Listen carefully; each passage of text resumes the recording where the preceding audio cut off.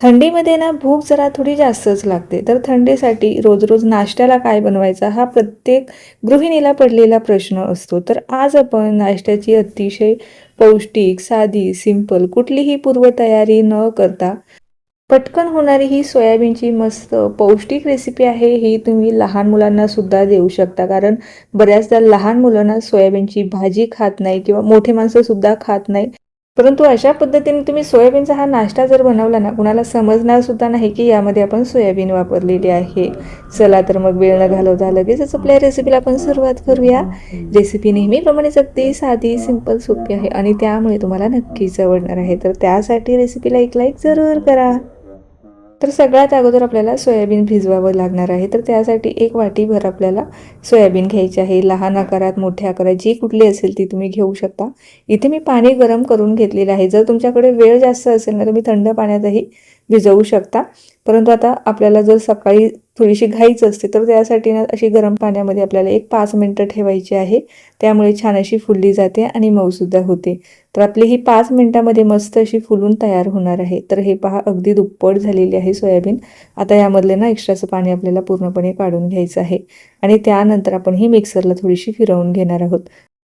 तर संपूर्ण पाणी मी पिळून काढलेलं आहे. थोडंफार राहिलं ना तरीही चालेल. आता ही 2 बॅचमध्ये आपल्याला मिक्सरला फिरवून घ्यायचं आहे. भांडं छोटं असल्यामुळे मी 2 बॅचला फिरवून घेणार आहे. त्यापूर्वी ना आपल्याला यामध्ये हिरवी मिरची थोडेसे असे तुकडे करून घालायचे आहे. आता तुम्ही लहान मुलांना जर टिफिनमध्ये देणार असाल ना तर एकच घाला किंवा पूर्णपणे स्किप केली तरीही चालेल, काहीच हरकत नाही. थोडेसे आल्याचे तुकडे घालून घेऊया आणि लसणाच्या पाकळ्यासुद्धा घालून घेऊया. अतिशय पौष्टिक रेसिपी आहे, जरूर ट्राय करून पहा. तर हे पहा मस्त अशी मी मिक्सरला फिरवून घेतलेली आहे आणि ही पूर्णपणे याची पेस्ट तयार करायची नाही आणि ही सोयाबीन जास्त काही याची पेस्ट तयार होत नाही, थोडीशी अशी सरसरीतच राहते. तर आता ही एका भांड्यामध्ये काढून घेऊया. थोडासा ह्या सोयाबीनमध्ये ओलावा असला ना तरीही चालेल, कारण नंतरसुद्धा थोडंसं पाणी आपल्याला यामध्ये मिक्स करावं लागणार आहे. संपूर्ण मिश्रण ह्या भांड्यामध्ये मी काढून घेतलेलं आहे. आता साधारणतः एक 3 ते 4 जणांचा हा नाश्ता आपण तयार करणार आहोत. तर हा थोडासा पौष्टिक व्हावा याकरता मी काही भाज्या घातलेल्या आहे किंवा नुसतंच सोयाबीनपासून सुद्धा बनवू शकता. परंतु भाज्यांमुळे ना अजूनच छान अशी टेस्ट या नाश्त्याला येणार आहे. त्यामुळे मी थोडासा कांदा घेतलेला आहे, टोमॅटो, गाजर, ज्या कुठल्या भाज्या तुमच्याकडे अवेलेबल असेल ना त्या तुम्ही यामध्ये घालू शकता. शिमला मिरची घातलेली आहे, कोथिंबीर घातलेली आहे किंवा तुम्ही ह्या सर्व भाज्या स्किप करून फक्त तुम्ही यामध्ये पालकची भाजी बारीक मस्त कट करून घालू शकता किंवा मेथीची किंवा नुसतीच कोथिंबीर घालून हा नाश्ता बनवू शकता. यामध्ये काही मी मसाले घातलेले आहे. अगदी पाव चमचा ह्यांचं प्रमाण मी घेतलेलं आहे. तुम्ही आवडीप्रमाणे मसाल्यांचं प्रमाण कमी जास्त ठेवू शकता. लाल मिरची पावडर, हळद पावडर, धने जिरे पावडर, गरम मसाला, चवीपुरतं आपल्याला मीठसुद्धा घालायचं आहे. आणि त्यानंतर ना इथे मी एक प्रीमिक्स बनवलेलं होतं. तर ह्या प्रीमिक्सचा व्हिडिओ मी अगोदरसुद्धा अपलोड केलेला होता. तर तेच जे प्रीमिक्स आहे ना ते 1 वाटी मी इथे घेतलेलं आहे. आता हे कसं करायचं ना पुन्हा एकदा मी तुम्हाला सांगते. हे प्रीमिक्स आपण बनवून अगदी एक 4 ते 6 महिने स्टोअर करून ठेवू शकतो. तर 2 वाटी आपल्याला बारीक रवा घ्यायचा आहे. त्यातच आपल्याला 1 वाटी बेसन पीठ घ्यायचं आहे. आता इथे मी बेसन पीठ वापरलेलं आहे. तुम्ही कुठलंही पीठ या ठिकाणी वापरू शकता. ज्वारीचं पीठ, नाचणी, बाजरी कुठलंही पीठ तुम्ही वाटीभर यामध्ये घेऊ शकता. त्यानंतर त्याच वाटीने अर्धी वाटी तांदळाचं पीठ घेतलेलं आहे आणि चवीपुरतं मीठ घालायचं आहे. तर हे जे प्रीमिक्स आहे ना हे ढोकळ्यासाठी सुद्धा चालणार आहे. त्यामुळे मी ढोकळ्याच्या अंदाजाने यामध्ये 2 चमचे मीठ घातलेलं आहे आणि 4 चमचे आपल्याला पिठी साखर घालायचं आहे. तर आता पिठी साखर तुम्ही इथे पूर्णपणे स्किप करू शकता, कारण ढोकळा आपण जेव्हा तयार करतो ना त्यामध्ये पिठी साखर किंवा साखर असते. त्यामुळे यामध्ये मी साखर घातलेली आहे. यापासून मी ढोकळा बनवलेला आहे या प्रीमिक्सपासून. त्याची रेसिपी जर तुम्ही पाहिली नसेल ना तर नक्की पहा. 1 चमचाभर आपल्याला हळद पावडर घालायची आहे, अर्धा चमचा आपल्याला हिंग घालायचं आहे. तर आपलं हे प्रीमिक्स तयार झालेलं आहे. कुठल्याही नाश्त्याच्या पदार्थामध्ये तुम्ही वाटीभर हे प्रीमिक्स घ्यायचं आहे आणि कुठलाही नाश्ता बनवू शकता. तुम्ही याची इडली बनवू शकता, डोसा बनवू शकता किंवा मस्त असा याचा ढोकळा बनवू शकता. तर ह्या प्रीमिक्सपासून ढोकळा कसा बनवायचा ना ह्याची रेसिपी मी अपलोड केलेली आहे. पाहिली नसेल ना तर नक्की पहा.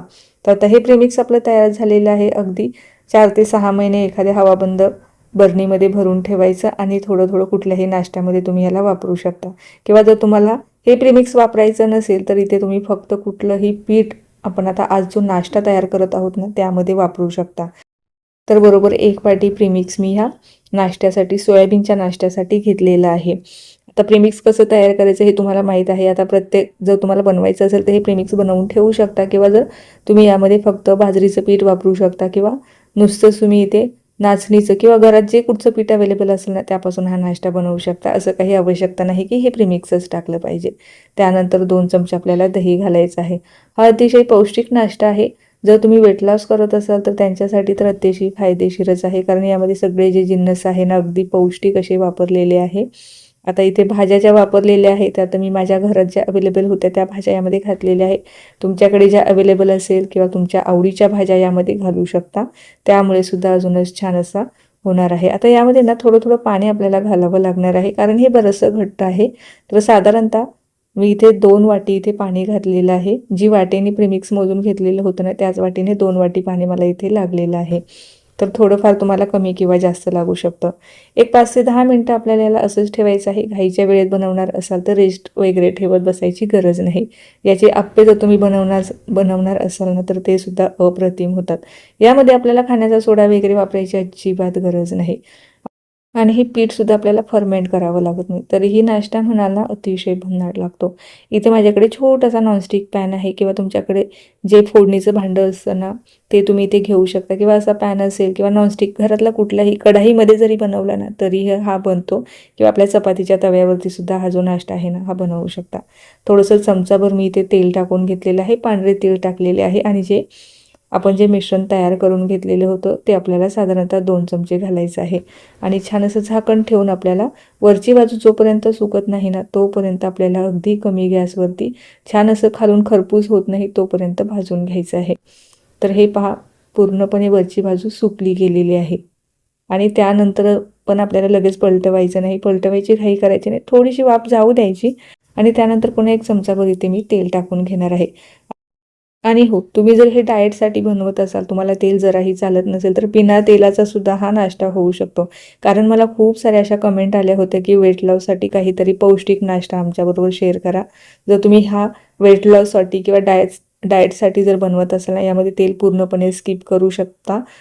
तरीही हा छान बनतो. तर हे पहा, दोन्हीही बाजू मी अतिशय मस्त असं कमी गॅसवरती खमंग अशा भाजून घेतलेल्या आहे. यामध्ये सोयाबीन घातलेली आहे ना, त्यामुळे अतिशय खाताना कुरकुरीत लागतो. यापेक्षाही अजून हा कुरकुरीत होणार आहे. तुम्हाला जसा कुरकुरीत बनवायचा असेल ना तसा हा याला छान असं कमी गॅसवरती भाजून घेऊ शकता. अजून एक मी तुम्हाला हा जो बन आहे ना तो बनवून दाखवते. आता ह्या नाश्त्याला ना काय नाव द्यावं हे तर मला सुचत नव्हतं. तरीही आपण याला सोयाबीनचा पॅनकेक म्हणूया किंवा सोयाबीन पिझ्झा म्हणूया, किंवा अजून तुम्हाला काही नाव जर मला ह्याला सुचवायचं असेल ह्या नाश्त्यासाठी ना ते मला कमेंटमध्ये जरूर कळवा. किंवा तुमच्या काही प्रतिक्रिया असेल ना त्यासुद्धा मला नक्कीच कळवा. तर आता हे मी मिश्रण टाकून घेतलेलं आहे. मस्त असं झाकण ठेवून द्यायचं. काही मिनटं आपल्याला खालच्या बाजूने कमीच गॅसवरती आपल्याला हे भाजून घ्यायचं आहे. फास्ट गॅसवरती भाजायचं नाही. तर साधारणतः एक अर्ध्या तासामध्ये आपला हा जो नाश्ता आहे ना हा तयार होतो. नाही म्हटलं ना कुठलाही नाश्त्याचा पदार्थ बनवायला एवढा वेळ तरी लागतोच. तर अर्ध्या तासात आपला हा जो नाश्ता आहे ना परफेक्ट असा तयार होतो. तर दोन्हीही बाजू मी छान अशा खमंग भाजून घेतलेल्या आहे. रंगही अगदी छान आलेला आहे. मस्त हे लागतात. नक्की ट्राय करून पहा, पौष्टिक आहे आणि लहान मुलंसुद्धा आवडीने खाणार आहे. त्यांना जर सांगितलं ना हा मस्त पिझ्झा बनवला आहे ते सुद्धा आवडीने खातील. त्यांना समजणार सुद्धा नाही की यामध्ये भाज्या आहे आणि सोयाबीन आहे. तर आता राहिलेले सगळे जे बन आहेत ना मी सेम पद्धतीने तयार करून घेणार आहे. अगदी तुम्ही दिवसभरात एक जरी खाल्ला ना लवकर तुम्हाला भूकसुद्धा लागणार नाही, एवढा हा पौष्टिक आहे. संपूर्ण बन माझे या ठिकाणी तयार करून झालेले आहे. अगदी छान असे क्रिस्पी कुरकुरीत झालेले आहे. तोडूनही दाखवते, त्यावरून तुम्हाला अंदाज येईल. नाश्त्याच्या ना बऱ्याचशा मी वेगवेगळ्या रेसिपी ट्राय करतच असते. अजूनही तुम्हाला कुठले नाश्ते बघायला आवडणार आहे ना ते सुद्धा मला नक्की कळवा. मी ते नाश्तेसुद्धा अगदी सोप्या आणि साध्या सिंपल पद्धतीने तुमच्याबरोबर शेअर करायचा प्रयत्न करेल. तर हे पहा, तोडून दाखवते. मस्त हा गरमागरम नाश्ता हा तुम्ही दह्यासोबत किंवा असंचही खाल्ला ना तरीही छान लागणार आहे, कारण ऑलरेडी भाज्या घातलेल्या आहे, हिरव्या मिरच्या, सगळे मसाले पण यामध्ये घातलेले आहे. त्यामुळे आपल्याला कुठल्याही वेगळ्या काही चटणीची आवश्यकता लागणार नाही. आता जर तुम्ही लहान मुलांना टिफिनमध्ये देणार असाल तर टोमॅटो सॉस बरोबर द्या, ते सुद्धा आवडीने खातील. तर मग कशी वाटली ही रेसिपी जर तुम्हाला जराही कुठे आवडली असेल ना तर लाईक करायला अजिबात विसरू नका. तसेच तुमच्या मित्रपरिवाराबरोबर, नातेवाईकांबरोबर सुद्धा शेअर करा. आता ही रेसिपी जर तुम्हाला आवडली असेल ना तर लाईक तर तुम्ही करणारच आहे हे मला माहीत आहे. त्यासोबत ना एक छोटीशी कमेंट द्या, जेणेकरून मला अजूनच नवनवीन रेसिपी बनवायला प्रोत्साहन मिळेल. आता रेसिपी पाहत पाहत जर तुम्ही इथपर्यंत आलाच असाल, चॅनलवर जर नवीन असाल, चॅनलला अजून सबस्क्राईब केले नसेल तर नक्की सबस्क्राईब करा. त्या बाजूचे बेल आयकॉनसुद्धा प्रेस करा. चला तर मग पुन्हा भेटूया अशाच काही नवीन रेसिपीसोबत.